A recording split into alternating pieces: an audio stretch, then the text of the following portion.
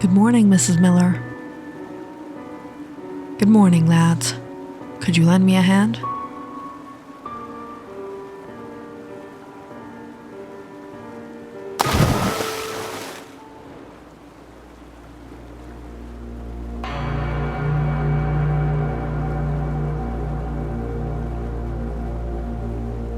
Who's that man?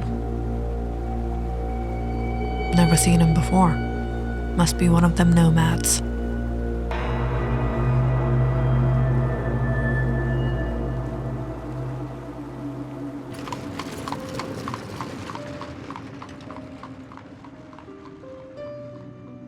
It was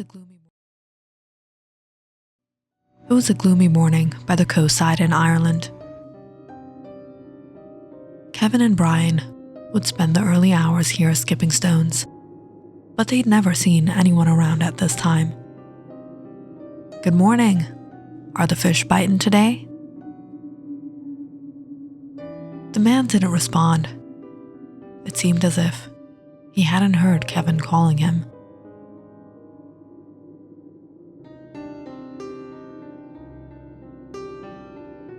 Kevin and Brian skipped over the creek to the other side.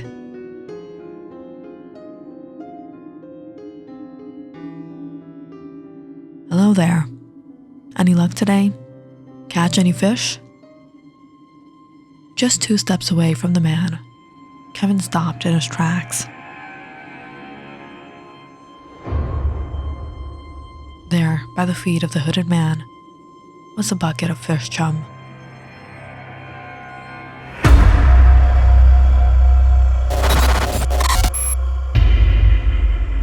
Kevin went cold. Without saying a word, he began to inch back.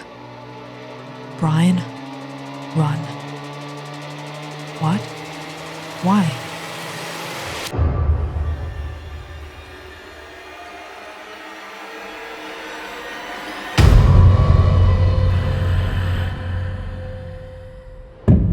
Kevin pushed Brian along,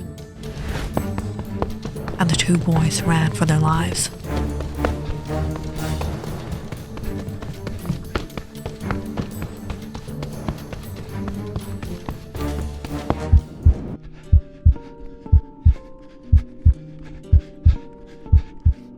What's wrong? What happened? Did you see what was in his bucket? What? Flesh. Human flesh. What? We have to tell the police. The boys reached the police station. Brian pulled the door handle, but it was locked. Both pounded on the glass, but there was no answer. Kevin decided to somehow get inside, while Brian kept watch outside. He ran around the back of the building. One of the windows was slightly open. He picked up a broken branch from nearby and stuck it into the space, pushing the window open. He climbed through. Kevin had stepped into the bathroom of the station. He opened the door and peered out into the corridor. The lights were flickering ominously. With all his courage, he walked out of the bathroom, down the hallway, and entered an office.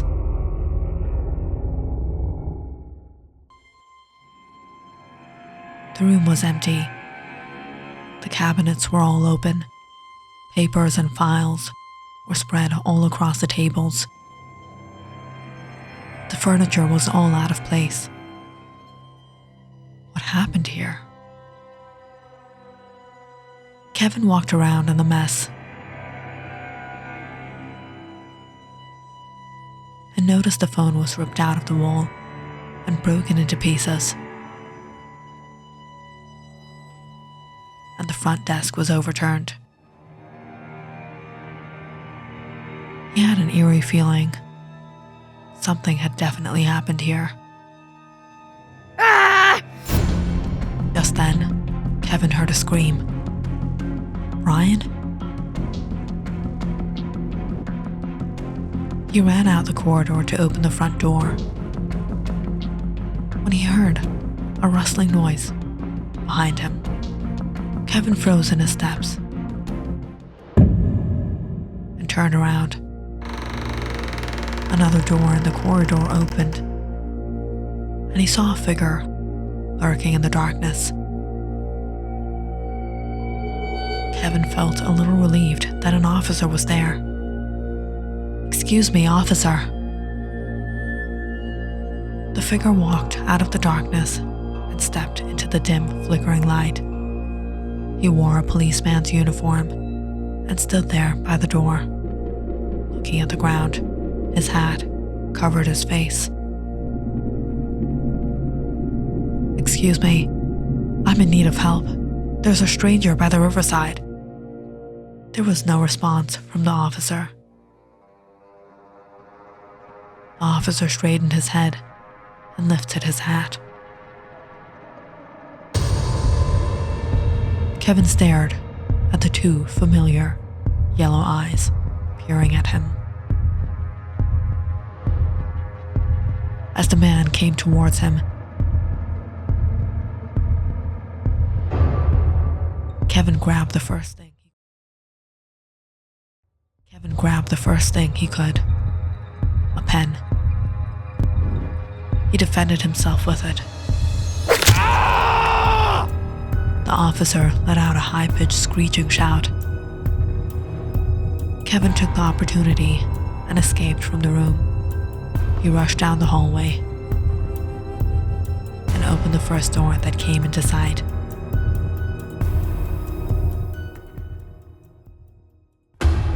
Inside, Kevin found himself standing in the midst of a pile of bones. To one side of the room, a heap of police uniforms stacked high. His stomach began to churn as a wave of nausea ran through him. He bent over and threw up on the ground. As he shook in fear, he realized he was standing amongst other police officers. As soon as Kevin caught a hold of himself, he ran towards the front exit. Brian was waiting outside for him. Kevin ran to the front door and yanked it open. "Are you okay?" I heard shouting. "I'm fine, but what happened to you?" "Thing isn't right. We have to get out of here."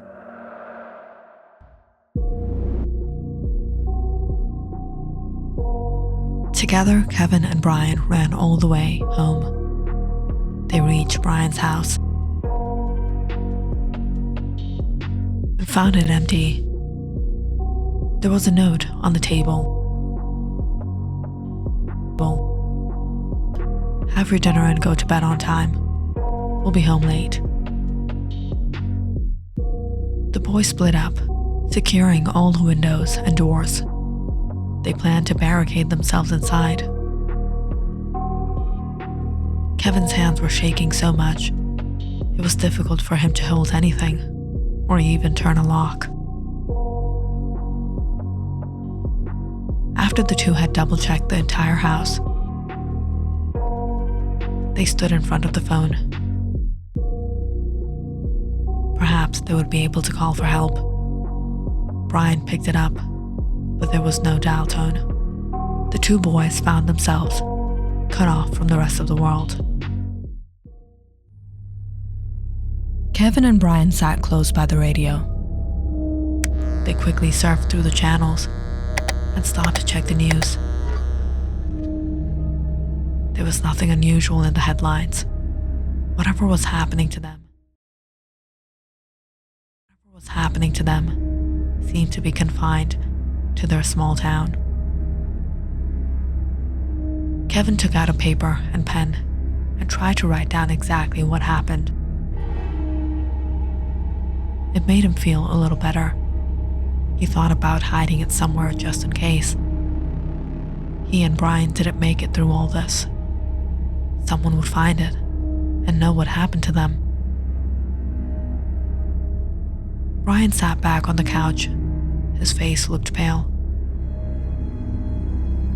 "Are you okay?" "I'll be back from the bathroom." As Brian left, a sudden, wild fear seized Kevin. He followed Brian's steps to the bathroom, looking into each of the rooms as he passed them. Kevin stood outside of the bathroom door. He heard the tap turn on and water pour down the sink.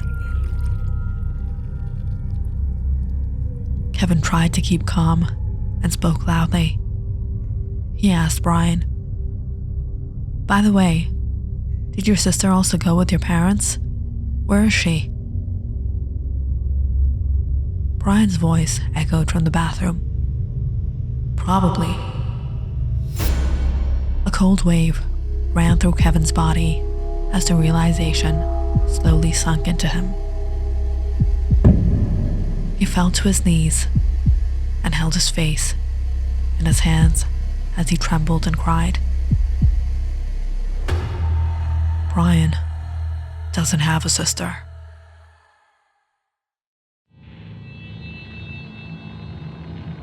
In the eerie silence, Kevin heard the bathroom door opening with an ominous creak. Brian stepped out. He looked at Kevin as the water dripped from his fingertips. Where will you run now?